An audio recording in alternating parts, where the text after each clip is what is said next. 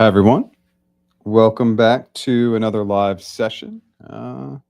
Just looking down at my mic to make sure it's working. As always, thank you so much for being here. As you're coming into the session and joining us, what I really like to do is I always like to go backwards before we go forwards. It's kind of funny, these warm ups as I'm warming into these sessions and waiting for people to come on. It's funny that it sounds very repetitive every time, but yesterday's video. I just want to take a moment to talk about yesterday's video because it's a really critical item that's just often missed when we're in job interviews.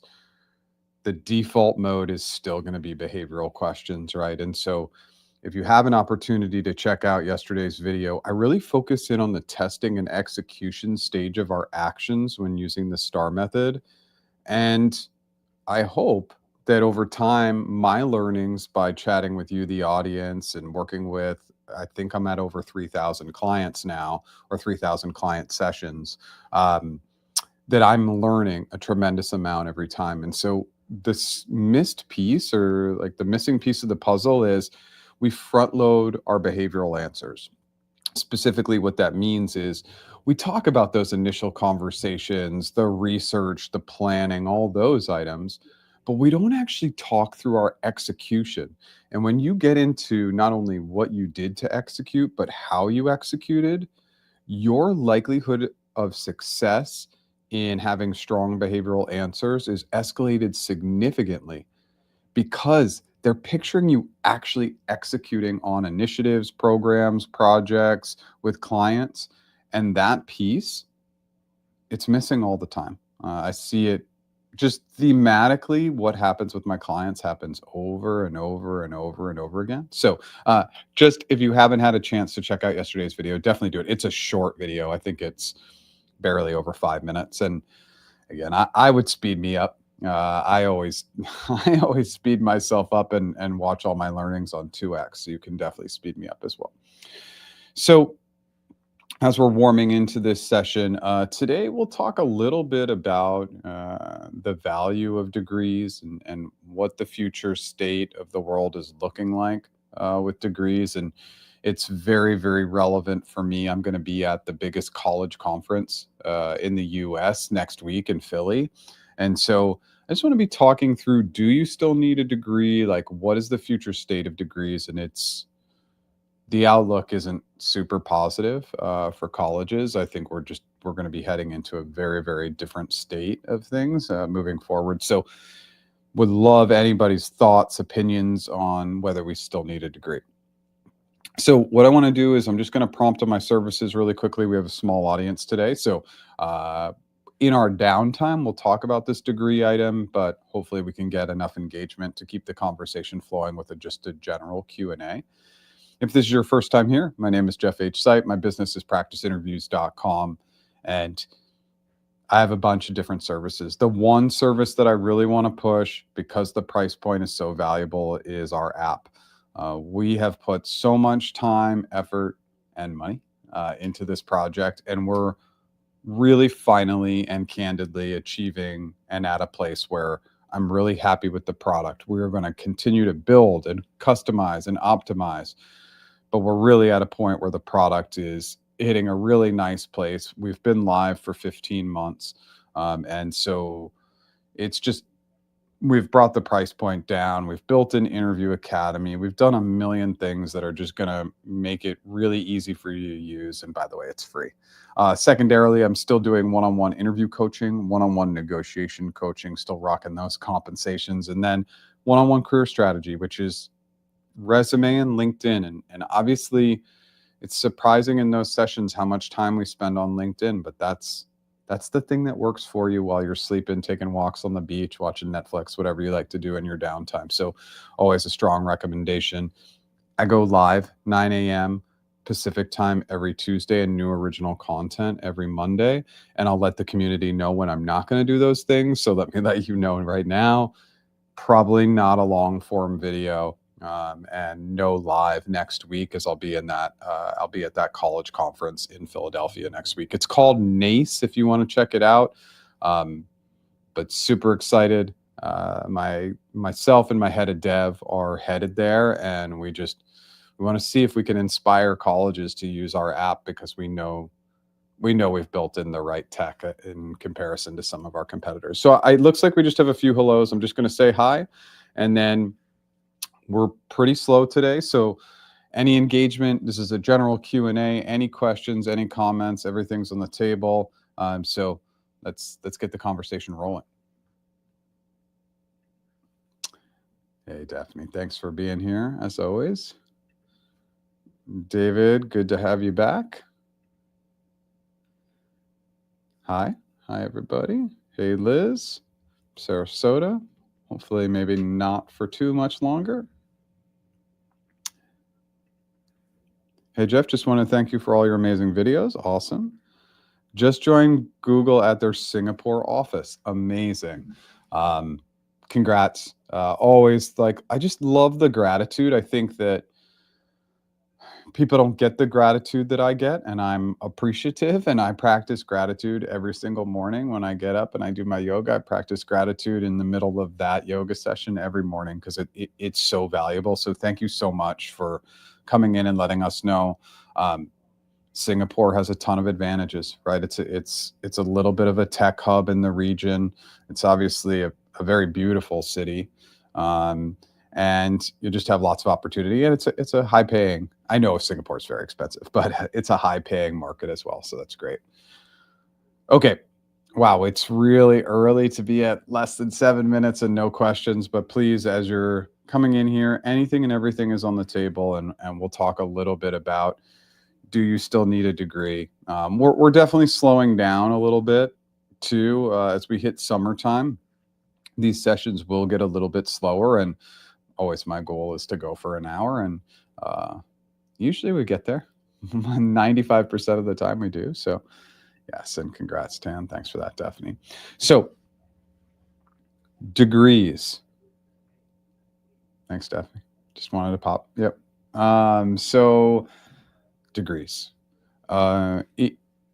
We are headed into such an interesting time, and I'll get to any additional questions here in a moment. With degrees, we're headed into such an interesting time, because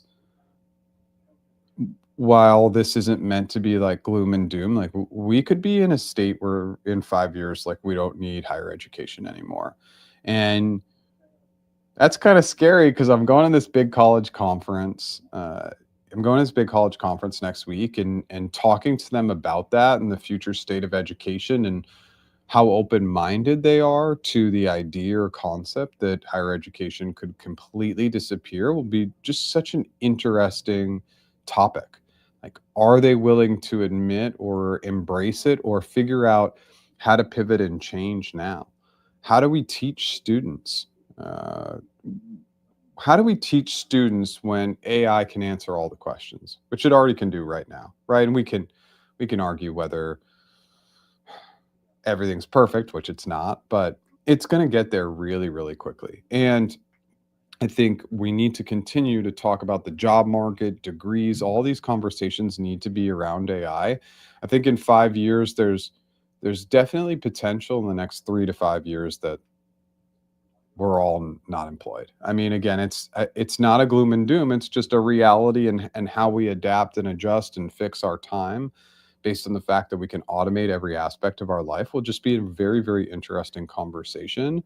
And, I did a LinkedIn poll. I know I'm getting a little bit off the degree piece, but I did a LinkedIn poll yesterday, and it looks like about 50% of people are spending an hour or less a week kind of trying to up their knowledge in AI. And then the other 50% are spending 2 hours or 3 hours plus a week. And I would just say lean into it, especially now. If you can do anything to help automate your job, automate your personal life, anything that you can do with it, like, it's worth a minimum of at least an hour a week. I would obviously recommend more. I spend a lot more time than that, but it's something to be thinking about. All right, we'll continue to flip. Again, really, really small audience today, so I'll try to keep the engagement high, and keep chatting to myself. And please, any and all questions are welcome. Yes, and it's late. So thank you so much for just coming in here and providing gratitude. Gratitude is the foundation, right? It's one of the biggest pillars that we should all have in our lives. And look, you didn't jump in here to hear me talk about gratitude, but in the career space, gratitude will get you everywhere because it gets you everywhere in every aspect of life. So thank you so much. I wish you the best of luck. Uh, yeah, I did have an opportunity to visit Singapore, but it was after Google, so I never got to go into the office. So one day maybe I'll make it into the Google Singapore office.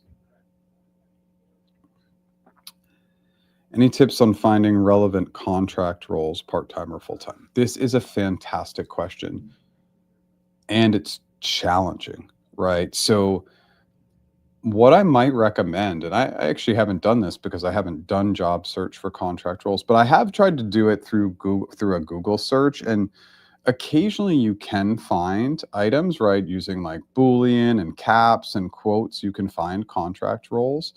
You may want to use an LLM, whether it's GPT or Gemini or whatever you want to use to try and find those roles. They are difficult to find and challenging to find. It's kind of weird. I feel like they shouldn't be, but they are, and historically always have been. So the vast majority of people who land contract roles at companies, in particular, like FANG companies, uh, they get reached out to directly. So it's a great tip and just taking a great moment to say, how do we get found for those full time contract or part-time roles? Like again, if you're going after like a big company, like part-time's pretty unrealistic or just not as relevant or likely. It's having a great LinkedIn profile. It's like I'm gonna just watch the numbers in the audience drop off when I say have a good LinkedIn profile because I know it gets incredibly annoying to hear that all the time. But I mean, that's how I got found for my contract role at Google. I had a really good LinkedIn profile. Third party recruiter reaches out, a few quick interviews, boom, boom, boom. I had to be in the Bay in 2 weeks and it changed my life. Right. And so um, you're more likely to be found with a fantastic LinkedIn profile. So that's your starting point. But I would just say get really, really creative. Maybe use Grok or GPT's deep research and see if that can uncover some themes or some specific links that would guide you to contract roles. Uh, but yeah, historically, they've been really, really hard to find. Yeah.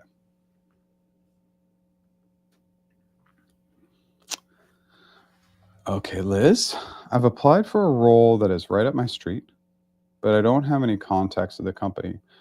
I found a few people who I believe work in the same team. How do you feel about connecting with them? It's always super, super interesting, Liz. I mean, I think you're at a point right now where we always want to I always want people to take my advice and then also like everything is dependent on urgency. I don't really live in a world of urgency in the sense that a lot of my tactics and tips and tricks are a little bit more of a long game because I want the constant networking and I just never want that to stop. And I do that for my business. It's just constantly networking all the time.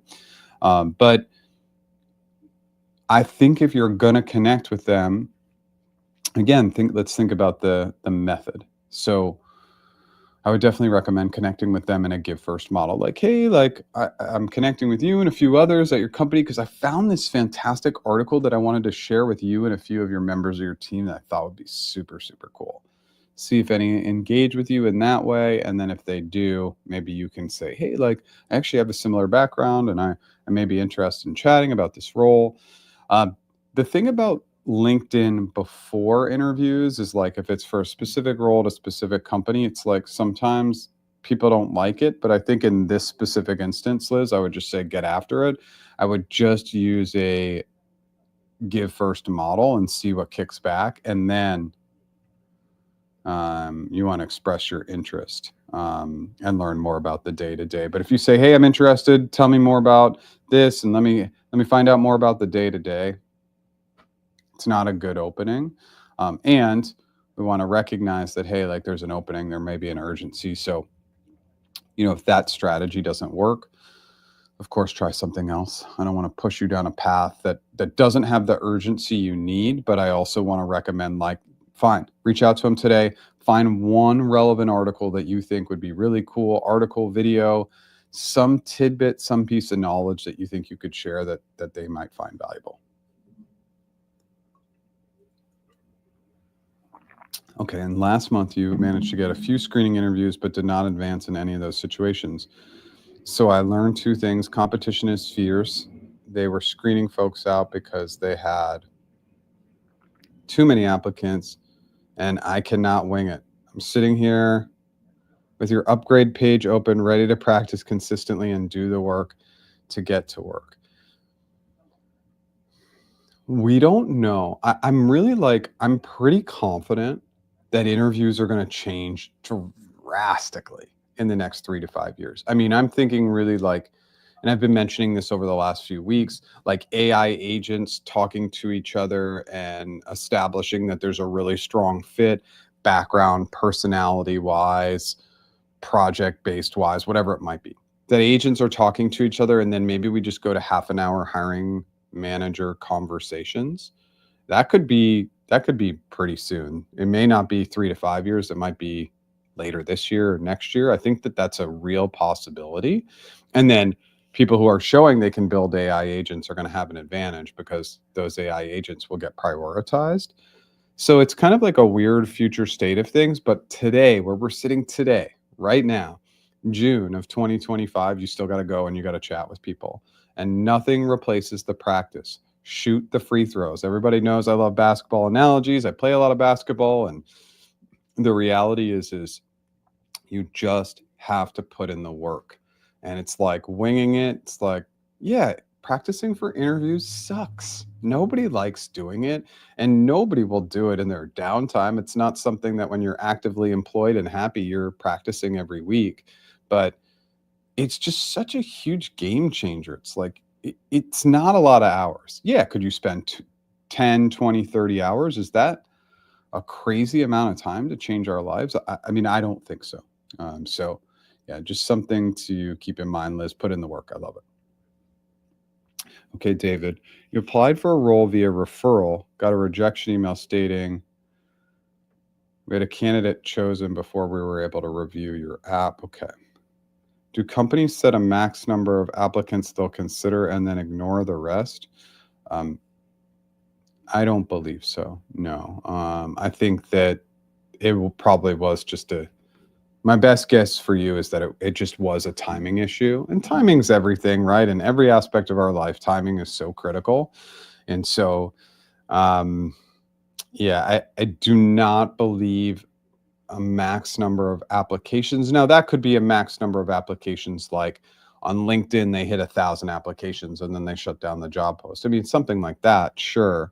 But referrals usually will get that white glove service. And so I feel like when it's a referral based, you're going to get a little bit more straightforward and honest feedback, because referrers should be treated with it's a little bit more white glove. PGM, I see. Okay, I have and we've talked through this. This is good. I have an Eng PgM People Manager interview with Apple. That's right, this week. It's on the algorithms and ads platforms team. Any tips on how to approach the technical aspect? Yeah, it's the technical aspect comes with a little bit of product knowledge. I mean, it's just so critical that we are not skipping over product knowledge because, and I can already see it, it's gonna involve your next question. If we don't have any knowledge in the space, we can't talk in an educated manner on the hypothetical side to our audience. And it doesn't mean we have to have this layer of depth that's really unreasonable, right? And they're going to tell you, hey, you don't need to know anything about it. But why wouldn't I want to learn about the product area that I'm interviewing for? And the cognitive psychology piece is the interviewers are going to know the space very, very well.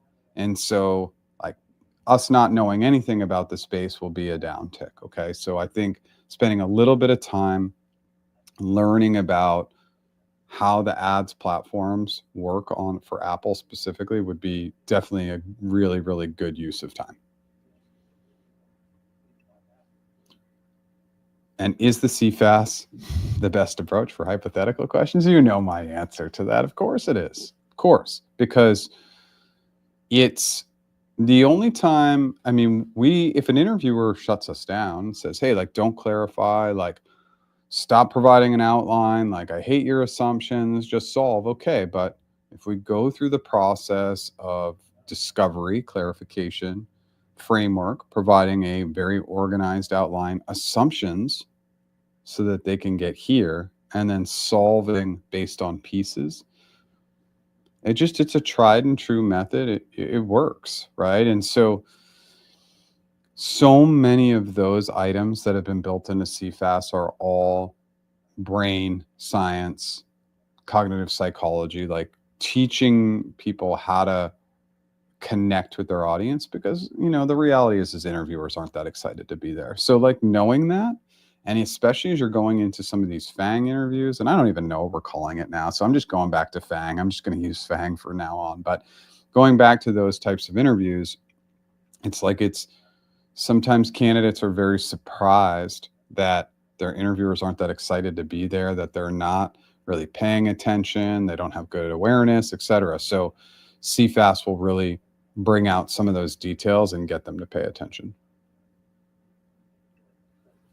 You're not very technical, and neither am I, right? And so again, like, when we look at this role, so this is a Eng PgM, it's probably going to lean into the domain of algorithms on the ads platform. I mean, I hope that they're not going to give you like a heavy duty like algorithms interview if you're not that technical, because again, that's them not setting you up for success.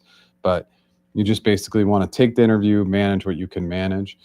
And sometimes roles are too technical and they think, wow, this is still a really good candidate. Maybe let's get them into a less technical PGM role. And obviously, I'm a big fan of program manager roles. I think that'll be one of the last roles that AI takes over.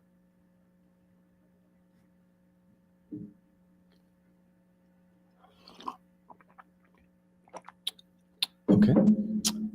Hi, Jeff. It's been 2 weeks since the recruiter said they're working to prepare my offer. I've followed up a few times already. What's the usual timeline for this? Someone I know got in a week. How likely is it for offers at Google to be rescinded? I have another offer I need to respond to ASAP. I'm quite confused. Priority is Google for me. Okay, so I am sure you did this, but let's just double down and talk about it. I have noticed that it is taking longer. Absolutely 100% with my negotiation clients, it's taking longer. Like, especially that end approval process, it's getting brutal. So what do I mean? You go through the process, you go to HC, you don't go to HC, you go to compensation, you start negotiating, and then it's like, and then they go through this final approval. That's executive review. It used to be a thing. Then they removed it because they didn't need it. And then after the large layoff and freeze, they brought it back. But that step is taking incredibly long now. And, again, this is just Google being Google, and just, again, it's unfortunately a little bit of it, like, I just want to call it what it is a little bit of it is ego and thinking like that candidates will just wait on them, because unfortunately, historically, they have. But I would really push and in a really nice way and say, hey, I know I've already followed up a few times. I have a competing offer. I'm not really sure what to do because this competing offer is going to expire, and I want to make sure that I'm getting all the information before moving forward. Anything you can do to follow up with me today would be greatly appreciated. Right. And I'm almost at the point where if it's been a couple weeks and you haven't heard back at all, that you may unfortunately need to use this. If it's been 2 weeks and you haven't heard back at all and you have a competing offer, then I would email this email address today. Say, I have a competing offer. It's been 2 weeks since I got my offer. Nobody's getting back to me. You may have to do that. But this is a last resort. I don't really want you to do that at this stage, but if you have to, do it. Okay. And maybe you can provide more context if needed. Is a referral from a G employee relevant if I don't personally know the person? Will that referral add any weight to my application? Yeah, referrals are referrals, right? Like referrals can be weighted differently, but a referral is a referral. If they're willing to refer you, that's great. So I'll always take a referral. Does it help later in the process? Usually not, but early on, it will at least usually get some eyes on your resume.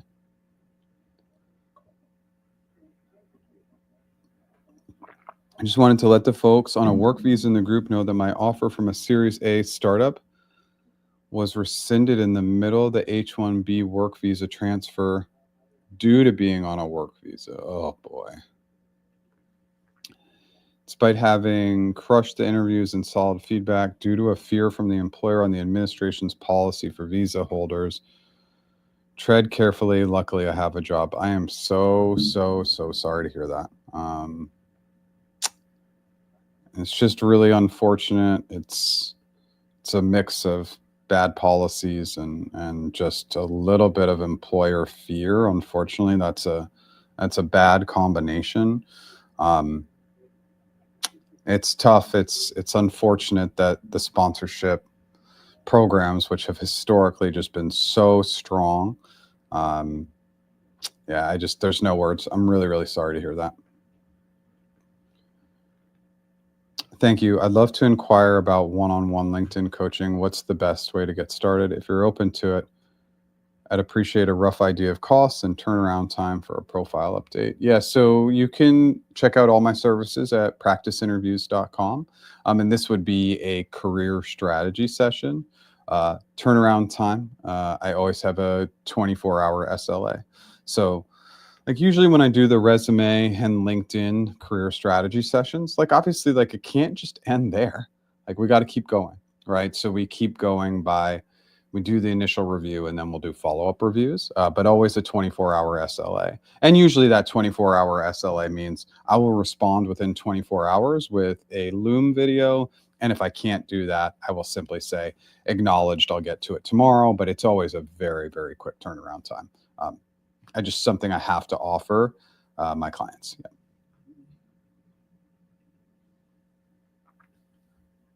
For contract roles, having a great LinkedIn profile is essential, but you won't stand out with just a list of jobs and projects.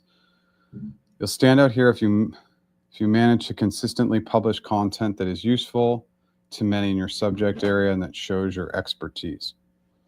Yeah, 100%. It's a fully optimized profile is just one piece of the puzzle, 100%. So we want to optimize our profile and then we want to be active. And there's a few ways that we can be active, right? So definitely liking, reposting, and commenting on other people's content. It's really easy, right? There's tons of content out there. And so you can like, comment, or repost. And then just try to do a little bit of original content. And there's some really easy things. You just have an idea or a concept you want to talk about.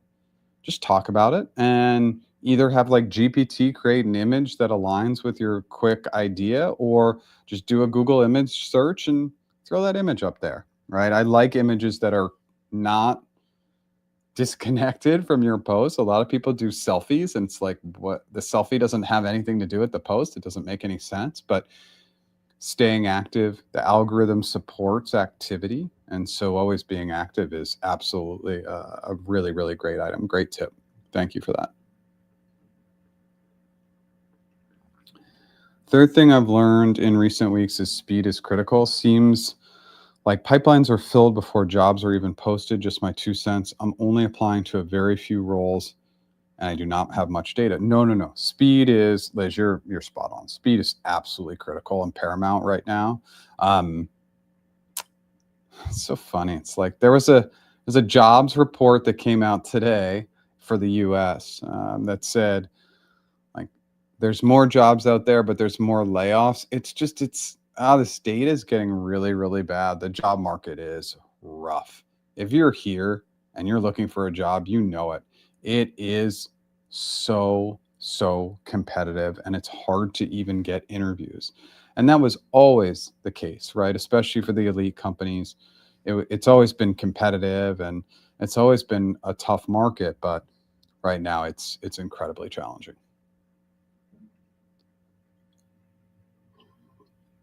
Okay, David. Also, a small sample size, but I applied to 2 jobs last Wednesday night that were only posted for about an hour, and got a positive reply the next morning for each. Okay, great. Yep, agree. Applied with a referral from G and had a meeting request later the same day. Then they ruled me out. So I need to practice now, even though no interview. Yeah, listen, like again, like we're definitely practicing. If we're an active job search, like of course we want to be practicing as much as possible. I've matched and exceeded job descriptions. I still don't get a call.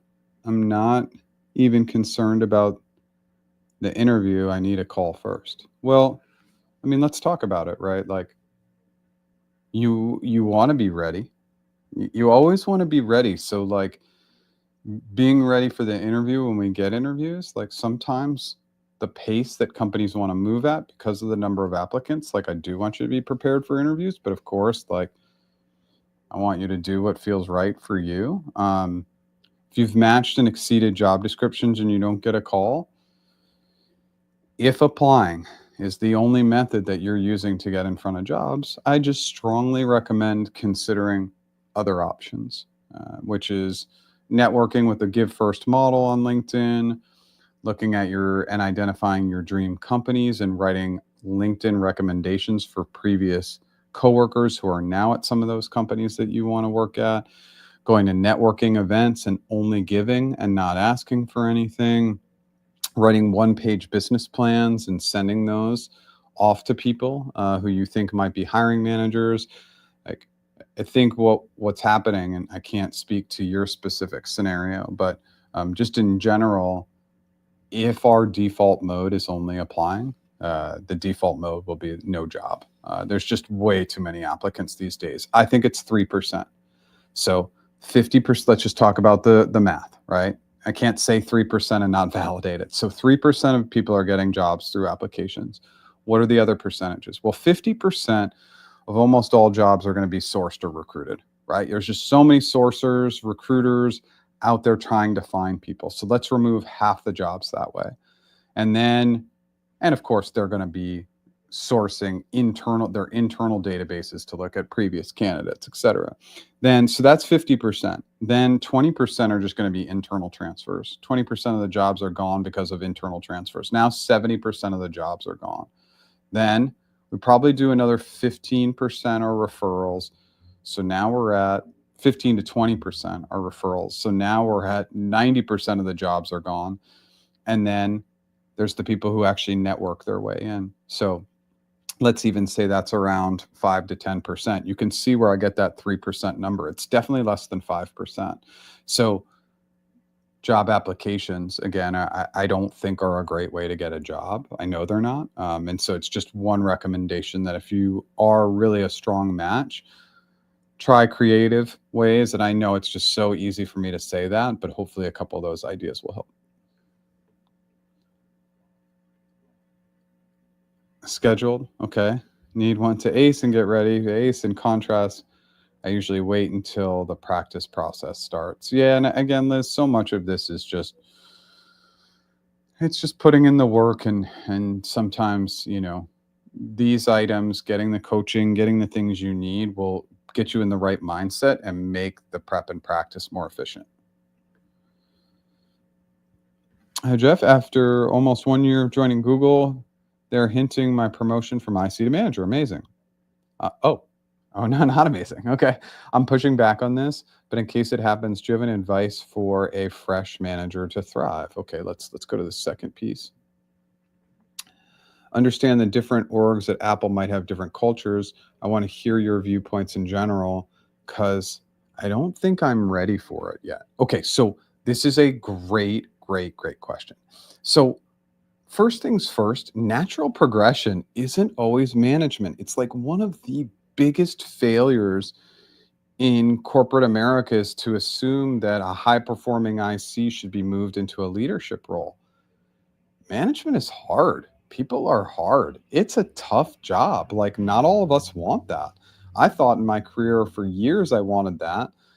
And then I became an entrepreneur and I hired some employees and I hated it. And then I got rid of all of them. I only have contractors now because I didn't want to manage people. I found that I didn't really enjoy it. Right. And so asking about a path for promotion that doesn't include management may be something you want to explore. Tread lightly. We can talk more about that. Now, there's only one piece of advice I have for any manager, current or considering management. The best managers, let's not even call them managers, let's call them leaders, care about the person first and the employee second. Period. If you always go in with the mindset, this is a person, I want to do what's best for this, for Sue, Jane, and Bob. I want to do what's best for them as people first and worry about the employment aspect second. You will not only be a great leader, they'll love you. Because when you put the person first, you remove that weird employee thing and management thing, and you just become a leader. It's the only piece of advice I have. Then, of course, like as you get into the one-to-ones with them, if you go into this management role, like really show that caring, like, hey, what's going on in your world? Anything outside of work that could be impacting things? Like, what do you want to talk through today? And if they ever come without an agenda, say, like, the best way I can help you is I remove roadblocks. I'm here to help. I'm here to think about you and how I can excel your career. So you just always are doing what's in their best interest. And that's what a great leader looks like. And again, person first, employee second. When I look back at my best leaders, that was their default mode, hands down.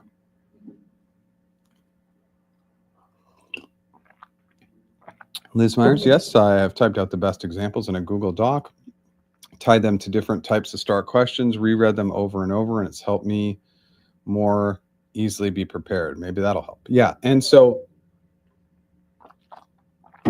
if you go to practiceinterviews.com, we've really changed that website to kind of push you towards the app or coaching, but it's just a simple, really simple page. If you click free resources at the bottom, we do have misspeaking. We do have a behavioral template that you can use to start to fill in your answers as well, Liz. Following up on my question, I did tell them I have a competing offer and they wanted me to send the offer letter. I redacted the comp info because it's not as high, but they need the whole thing. So I might have to wait. I mean, again, like, I don't think you should have to wait. Like, and you don't have to redact the comp info. It's like,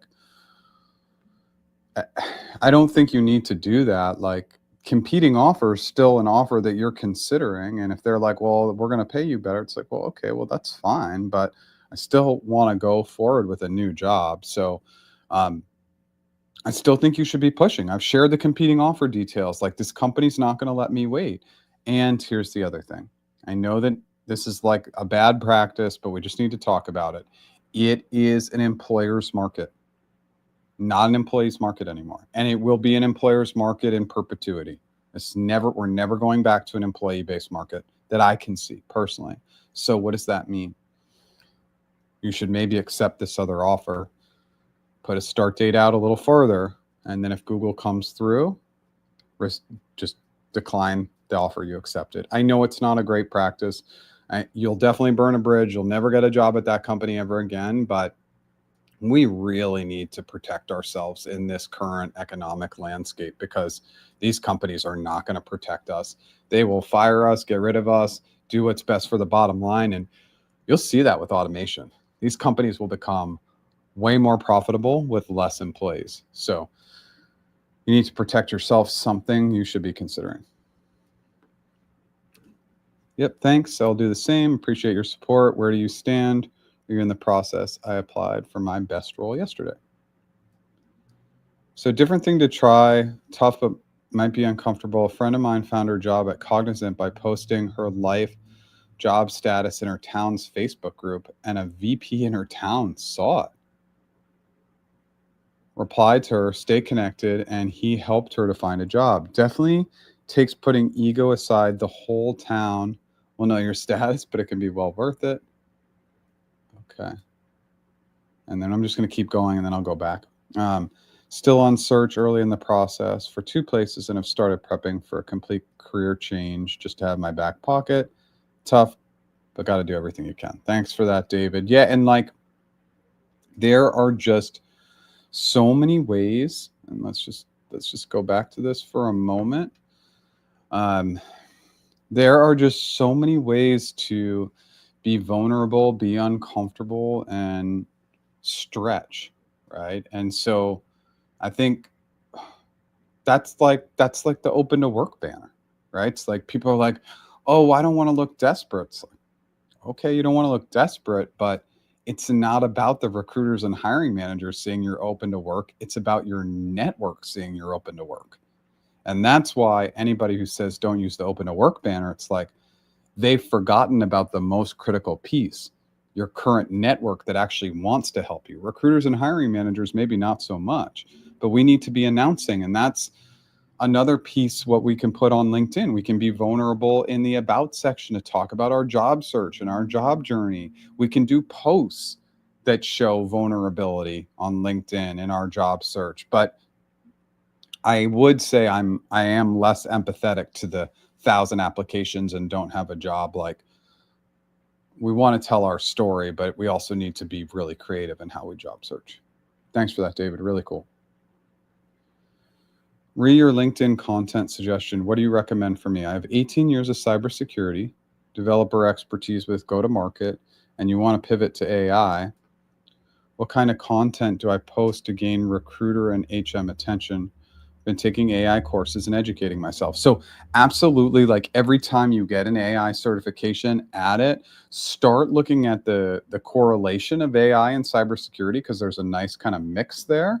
So look to stretch into the AI space and also keep it relevant to what you've done in cybersecurity with your development expertise and go-to-market expertise, all of which is really, really relevant for the current market. And then really it's ultimately not so much about like making every post amazing. It's the compound effect. And like, let's talk about it, right? I mean, it's crazy. Like, you look at my if you were to go onto like my YouTube channel and look at my last couple of full-length videos, which I think are both fantastic, there's almost no views, but I still show up every week. For these lives. These live sessions used to have 200 people in these live sessions. And we have so much of a smaller audience. And by the way, I'm so grateful for everybody, but I just keep going. And I think that's a big piece on LinkedIn. It's a big piece with content creation in general. It's the compound effect. You just post, post, post, post, post, post, and you never stop. Why? Because everybody else does. I had a funny experiment. I'm going to go on a little bit of a tangent here, as I've been known to do from time to time. So I was going to post on this on LinkedIn and it just became too overwhelming. But I was in this like top career coach channels article in 2020. And I mean, I had a very, very small channel at that time. And I went and I looked at where those 20 people are today. And like, look, the vast majority of them are barely producing content or not producing content at all. And I'm still producing multiple pieces of content a week. And a lot of them are a lot bigger than I am, right? But I just keep going. And the compound effect, it's the compound effect, which is a great book, but it's just like a theory, an idea, atomic habits. So much is just showing up and doing it over and over and over and over again. And knowing like the best content I provide on LinkedIn gets almost no impressions. And then I'll provide something silly and it gets a ton of impressions. One other piece of advice there, really quickly, is LinkedIn polls are great, super, super great engagement. So always, like on a weekly basis, throw out at least one poll a week. Thank you so much for being here. And just an FYI to the audience, I don't know what the heck is going on. I've been trying to figure this out for a month, over a month. And not surprisingly, LinkedIn isn't giving us any responses, but the LinkedIn replays are capping at a half an hour. And historically, that never happened. So if you do want to watch a full replay, always go to YouTube.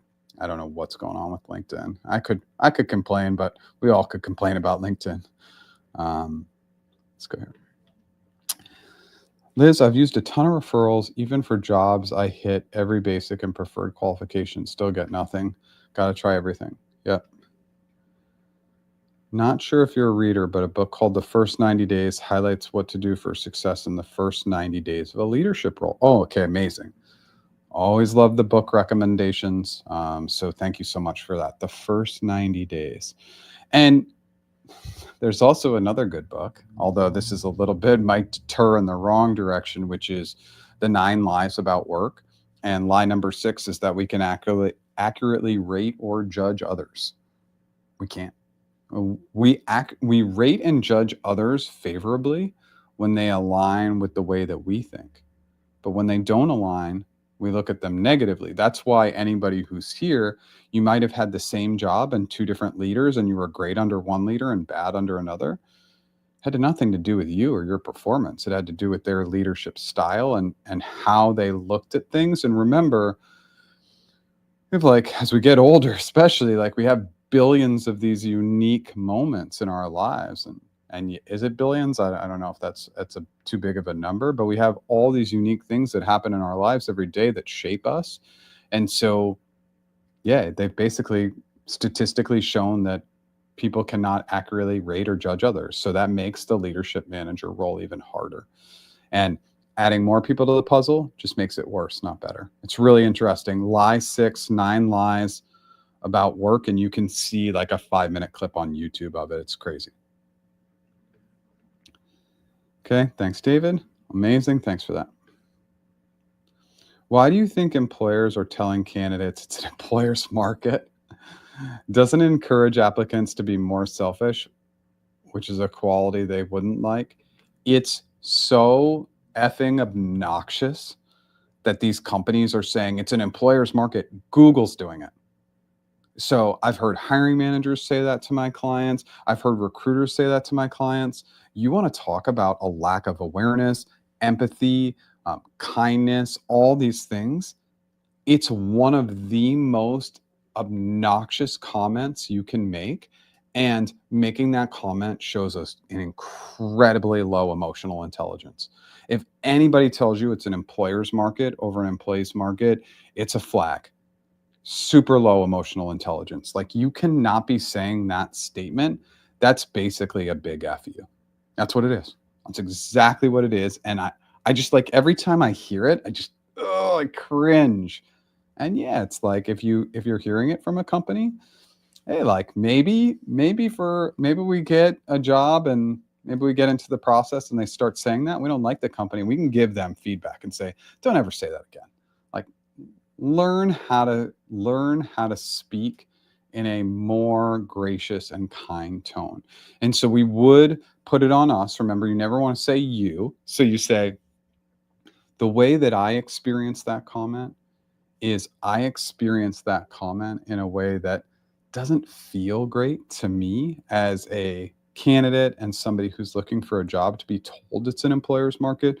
I think it's pretty much common knowledge that it is, but sharing that detail doesn't make me feel great as a candidate. Again, however you want to approach that or say that, and obviously it's uncomfortable to give feedback. I gave some tough feedback to a random person this week, and of course they didn't respond because people don't take feedback that well. But you have to make the feedback eye-focused.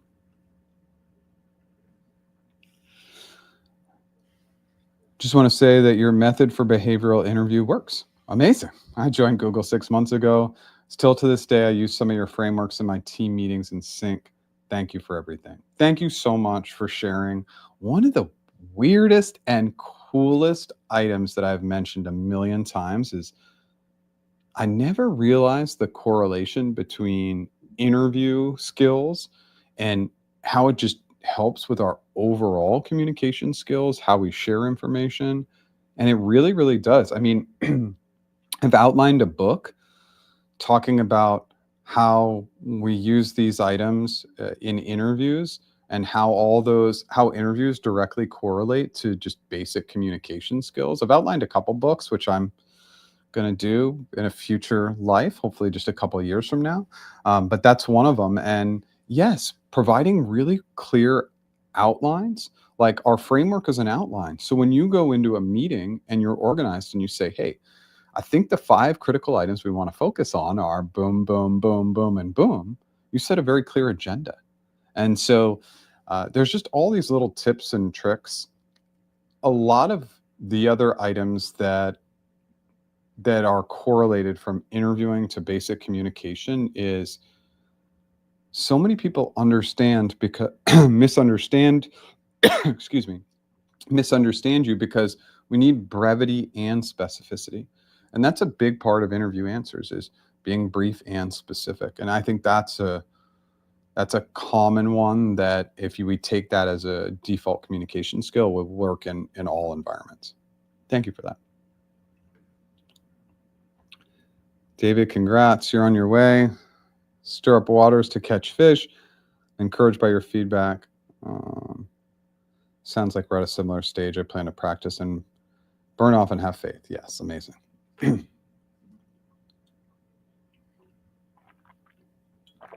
I don't mind burning bridges with this other company at all. It's in a country X while Google is in Y, and I'm from country Z. Won't cross paths either. So thanks for the suggestion. I definitely need to keep myself first. We'll be signing the offer soon. Yeah, and again, like for anybody who just hopped on, it's like we have these 2 offers. One company, in this case, Google, is taking forever.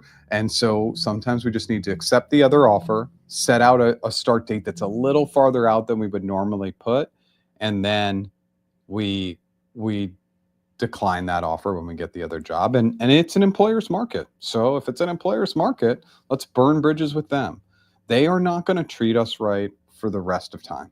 Like, they're just going to automate out our jobs. They're going to maximize their profits. And we need to take care of ourselves. Like, we got families, dogs, parents, just things we need to do, right? And so we got to take care of ourselves. Great suggestions. Thanks, Jeff. Grateful for your support. Been attending your YouTube lives and watching your content for 3 years. Yes, we have been connected for a long time. Still waiting for my next gig. Have learned a lot from you and your AI tool. Thank you so much. I mean, I know we've been hanging out for a long time, and obviously I'm so appreciative for those that continue to come back and continue to engage, because all the questions are valuable. We might repeat concepts over and over and over again, but that repetition is good for people who are coming back, and it's good for new people attending. So I'm just so grateful for the people who keep these slow live sessions going, because somehow, some way, we always seem to get close to an hour. And I'm so amazed, because usually 5 to 10 minutes in, I'm thinking I'm going to have a 15-minute session. So I appreciate you. Keep showing up for us, please. I watched you back in 2020 when you first started. That's the first time I knew about FANG recruitment. I grew up in a small town in Vietnam where these tech companies are not even present.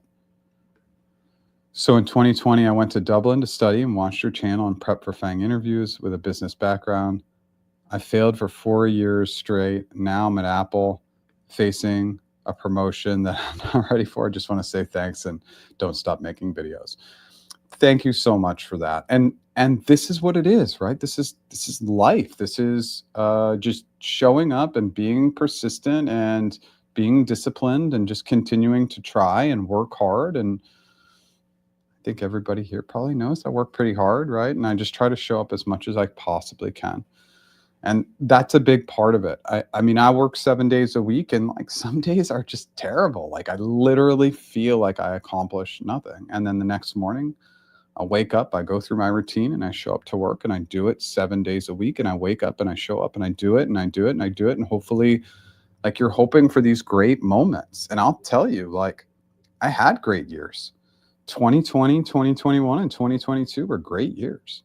23, 24. I mean, 24. I mean, I'm very transparent with this audience. I mean, I lost a ton of money last year. Of course, I'm developing and heavily investing in an app, right? So, but last year was absolutely operated at a loss last year, you know? And so it's you kind of ride the waves, and so much of that is just staying consistent and knowing that the waves might be flat for a while, but maybe you catch that nice big wave and it's epic. And so I'm really, really just I want to say I'm proud of you for sticking in there. It's really an amazing thing. Thank you so much for sharing. How do you find out who the hiring manager is? Where does it indicate that because you don't even know the recruiter related to the posted role? It's challenging. One of the reasons why it's challenging is because what's the percent of people on LinkedIn who are actually active? It's probably a very small percent. It's like any platform. It's like 10% are super active, and then the other 90% are somewhat active. And then obviously the bottom 50% aren't active at all, especially on LinkedIn. A lot of people are not active at all. So you look for indicators. You look for if they have the hiring banner. Obviously, that's an easy one. If they mention anything about a team, they have the manager title, it's digging. It's not that simple. It's a lot of research, it's a lot of work, it's a lot of digging and guessing. Sometimes you reach out and you don't know. I definitely recommend hiring managers over recruiters. They tend to be more responsive. Less people reach out, way less people reach out to hiring managers than reach out to recruiters. Probably 90% of the time you're not going to know. You're shooting in the dark a little bit, but that's okay. Keep going. Keep trying. You're going to hit that right person. And with hiring managers, just like everybody else, give first. Hey, Sue, came across your background. Totally killer. Awesome background. Wanted to share this really cool article at the intersection of AI and X. Hope you enjoy it. Have a great day. And so, like, that's my methodology. Now, of course, if you need a job now, you may need to push in a little bit different way, but that's my recommendation. Yes, David and Liz, thank you so much for the engagement and conversation today. David, thanks for sharing those best practices and that book. Just awesome. Thanks as always for being here. Former Google CEO Jenny Wood recently said a good resume shows personality.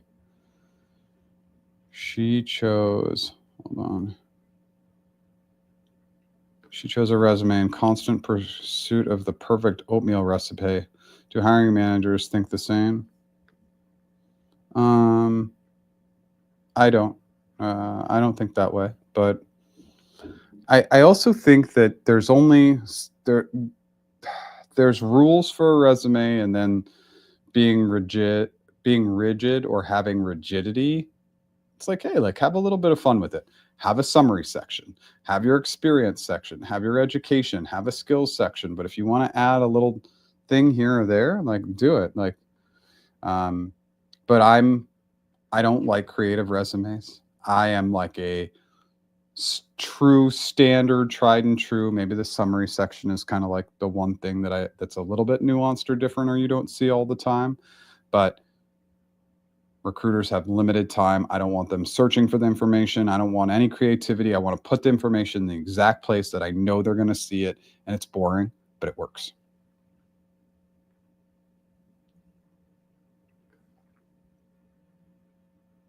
Struggling with notice period issues. Okay, can you provide a little more context so I can be helpful? Thank you. Really appreciate your human first approach, Jeff. If only we had more people like you in the recruiter roles. One of the reasons I went independent is burnout from how robotic the modern recruiting process feels like to a candidate. Yeah, and recruiters are gone. I mean, they're done. It's going to get much more robotic because that position will completely. There will be no recruiters in 3 years. Like I am. If I'm confident of anything, I am confident that there will be no more recruiters in 3 years. And I feel really sorry for anybody who's in recruiting and doesn't see it that way, because I have so many friends in recruiting and I am so tough on recruiters. I am so tough on them because I think they are unorganized and don't know how to follow up. And that's all that matters. Like, you just got to be organized and follow up and stay in touch. It's like, it's a very, very easy thing to do. It's very easy, but they don't do it. But recruiters are gone in 3 years tops. Like, That role literally will not exist in 3 years. Why? Why do I need a recruiter? I don't need a recruiter. AI can source all the available candidates. AI agents can speak to each other. It can source LinkedIn profiles. It can do all that stuff. It can automate the scheduling. All those interviews can be scheduled. I can share any upfront materials for prep. Even the negotiations, all that can be automated. Recruiters are not going to be needed. So that will be one of the first positions that just gets wiped off the planet. So yeah, it's tough because it's like it's empathy, it's emotional intelligence, it's just like an overall awareness item. I really feel like awareness is the top item, and then all these other items kind of funnel down from awareness. But like it's just crazy how bad the recruiters have gotten. It's kind of sad. Said in constant pursuit of the perfect oatmeal recipe. Oh, okay. Okay, cool. Thanks. Sorry, I read that before. Thanks, Jeff. I look forward to this weekly get together. It really helps keep the momentum. Yes, and again, just for anybody who's still here, I will be off next week at that NACE conference in Philly. I am so excited to go crush a conference. Let's see how it goes and see how many people want to purchase the app. I'm excited. Does your AI tool now do a generic Q&A tool, like a custom GPT where folks can ask questions like these? So an ex-Amazon VP create a custom GPT for career advice and wondering if you have something similar. So of course, like as we get into more of the agentic stuff, it's going to be easier for the tool to interact and have a back and forth. And it's like, I like custom GPTs. They're great, but they're not super robust, right? So like, they're just very simplistic in nature. So they're not going to have all the bells and whistles. And like, of course, I thought about doing custom GPTs when I first got it started, but I just wanted to build out a more robust tool. And you know, I hopefully have been transparent that my ultimate goal is acquisition. So I would need something really robust, but I haven't heard of that. But I know that people are starting to create tools, and we're thinking about like, well, what's the future state and how do we make the tool as interactive and sticky as possible? You are welcome. Thank you for being here. I have a notice period of 30 days. Everybody needs immediate to 15 days. I'm still not understanding. I don't believe I'm 100% understanding the question. You have to give a notice period of 30 days, but you're expected to start at your new job within 15 days. Am I getting that correct? Because I think you can push back on that a little bit, but I hope I'm hearing that correctly. Great advice, Jeff. Thank you for always as your time. Keep me going with positivity when it gets mentally tough day in and day out. And it is tough. It's tough. It's tough being in this job market right now. It's brutal. All I can tell people is double down, treat it like a job, and use a networking first strategy. That's going to be the best advice I can give.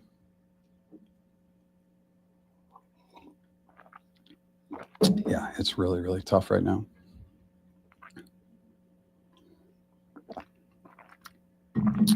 Since you're not doing a live next week, I'll ask this now. Yeah. When I received the verbal confirmation of being selected at Google, she did mention lack of experience being a learning curve for me.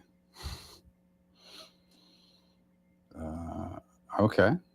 And like, sure, like, yeah, I want to hire people who don't have as much experience. I want people to be engaged and excited and have an opportunity to learn.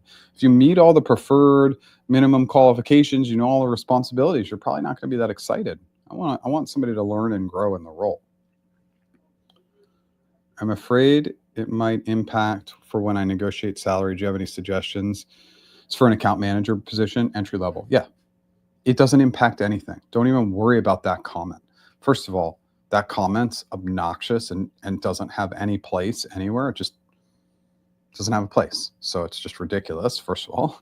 But no, negotiate like crazy. Now, base, entry-level AM role, base might move like 5 to 10K tops. So like maybe ask for 14K more is a really good number.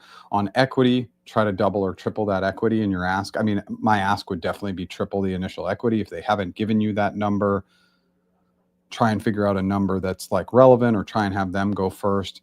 Try and get a sign on. An account manager might get a small, like 10 to 20K sign on. But no. Always push. Look, since it's Google, like, they negotiate. So we always negotiate and never hold back. Your experience is not relevant. You're negotiating against comp who will not have access to all that information. So don't even worry about it. Negotiate and let us know how that goes. Thank you, everybody, so much. So if you haven't had a chance, hey, it's free to check out. So app.practiceinterviews.com. Yeah, we're going to hide some stuff on the free version, but check it out. We've reduced our pricing and we've bolstered. So we reduced our pricing by basically half. And then what we've done is we added Interview Academy. So it's not as robust as the Interview Mastery course, of course, but it's an academy to help support you as you go through your answers and you have some items that you want to grow, like areas where you can tell, like, oh, my assumptions aren't good on hypothetical answers. I want to build here. So definitely check that out. I'm still doing one-on-one interview coaching, one-on-one negotiation coaching, and one-on-one career strategy, mostly resume and LinkedIn, but it can be some other items that people have booked me for on that one.